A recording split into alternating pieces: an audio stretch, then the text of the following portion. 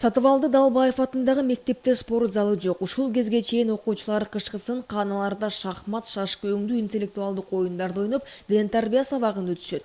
10 жылдан бери Могол айыл өкмөтү мектеп жетекчилиги спорт зал куруу аракети менен кайрылбаган жайы калган эмес. Акыры арыстен колдоо таап, тийиштүү документтерин тапшырып, элдик салымды жергиликтүү ишкерлер жана эл өкүлү Мирлан Бакиров колдоп берди. Алар апрелде очкон да.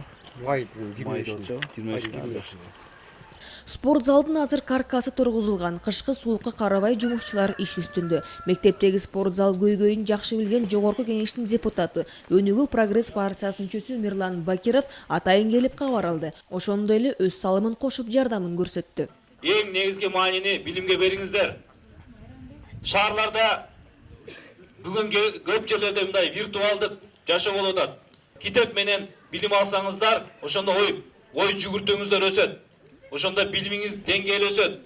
Кудай буйруса, жакшы ниет кылып атабыз. Быйылкы жылдын 25 май күнү ушул баштаган спорт залдын аягына чыгарып, сиздер менен дагы салтанаттуу ачылышына күбө болобуз деген ниеттебиз. Ушул жалпы айыл тургундары ушул мектептен бүтүп кеткен бүтүрүүчүлөргө кайрылып, элдик салымды топтоого аракет кылдык. Ошонун ичинде биздин жогорку кеңештин депутаты Мирлан Бакиров өтө чоң жардам көрсөттү.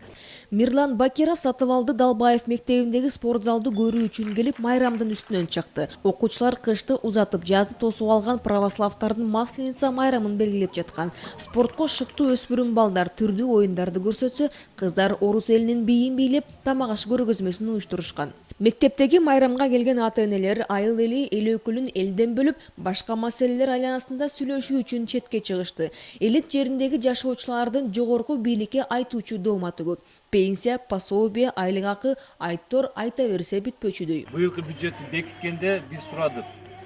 Кайсыл тармактын айлык акысы көтөрүлөт дегенде бирөөнү дагы айткан жок. Эң аз эмгек акы бул Токой чарба кызматында иштегендердики, суу чарба, мугалимдердики. Анан каражат жок, акча жок деген шылтоо. Моголдуктардын арыз муун тактап, тийиштүүсүн парламенттин трибунасында көтөрүп чыгууну эл өкүлү убада кылды. Мындан тышкары өлкөнүн экономикалык абалы биометрикалык маалымат боюнча калкка түшүндүрмө берди.